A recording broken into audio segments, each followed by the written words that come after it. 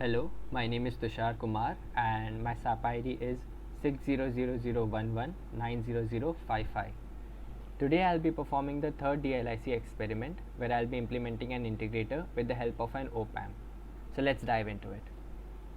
Here you can see that I have already designed the integrator, and the first question arises, why are we using a practical integrator? We are using it for two reasons. First, to provide gain control, and second, to avoid the saturation of the output voltage. So how do we do that? Here you can see that we have a resistor in parallel with the capacitor. Why do we have that? So let us assume that the frequency is very low, almost zero. So we have Xc equal to 1 upon 2 pi Fc, and that will be equal to infinite then. Thus the capacitor starts behaving like an open circuit, and the open loop gain is taken into consideration.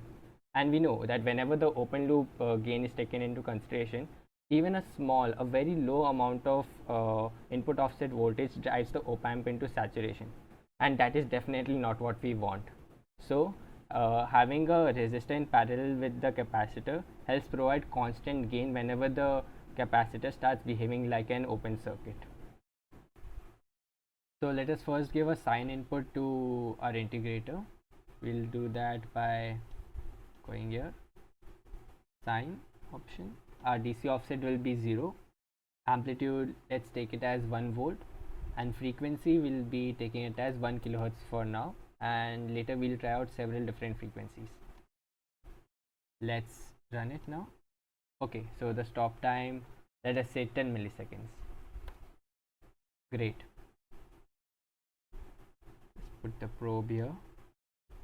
Okay, so here we can notice that we have a phase change, and that is because we are applying the input at the inverting terminal, that is the negative terminal. And as we have provided the input as 1 volt, we are getting the 1 volt peak and 2 volts peak to peak. Let us see where we get our output. Our output is at around 7.09 volts, that is 14.18 volts peak to peak, and that is what I got in my reading. And now, yes, we have to take care that there will also be certain slew rate. Slew rate is basically the op amp's delay in reacting to the input, and this will increase as we go on to higher frequencies, but for 1 kilohertz it won't be an issue.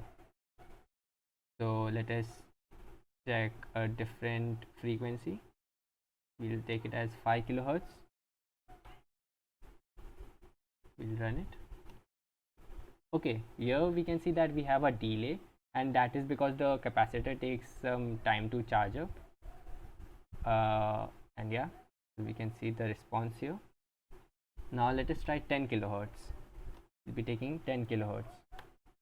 We'll run it. Okay, let me zoom in a bit. So here we can see that the output, we almost have no gain. The input is equal to the output. So at 10 kilohertz we have a higher cutoff frequency most probably.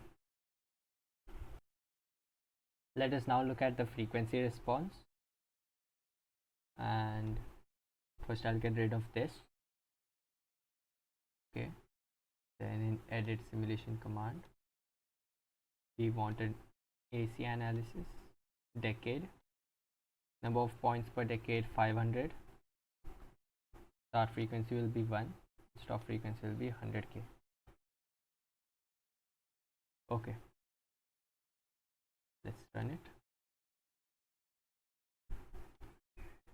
Okay then, so here let me just plot the, yeah, so here we can see that we are starting off with 20 decibel, and at around 1 kilohertz we are getting approximately 17 decibels, that is 3 decibels down. And at 10 kilohertz we're getting 0 decibels. So at 1 kilohertz we'll be getting our lower cutoff frequency, and at 10 kilohertz we'll be getting our higher cutoff frequency. Here we can notice that at lower cutoff frequency, that is 1 kilohertz, our integrator will be working at 50% accuracy, and at 10 kilohertz, that is the higher cutoff frequency, our integrator will be working at 99% accuracy. Let us now try out different types of input, and we'll start off with a square input. So let's change this. Pulse, our V initial will be -1, V on will be 1, delay 0, T rise will be 0.001 mu, T fall will be the same, 001 mu, then T on 0.05 milliseconds, and time period will be 0.1 millisecond. Okay, now first let me get rid of this. Yeah, we'll run it. Stop time 10 milliseconds.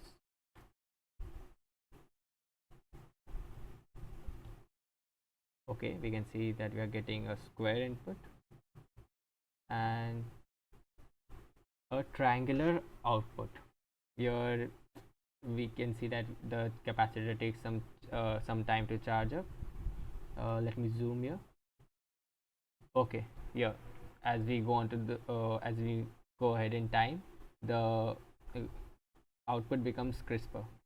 So having a square input gives us a triangular output. And yeah, now we can try out a triangular input and let's see what we get. Let me make some changes here. The initial, here we can have it as 0.05 milliseconds. T rise, T fall will be the same. T on, we don't want any T on time, it will be 0, and this will be 0.1 milliseconds. Yeah, let me run it. Okay, and great, I'll zoom in here. So we have a triangular input and we are getting a sinusoidal output. So this is basically how an integrator works. Thank you.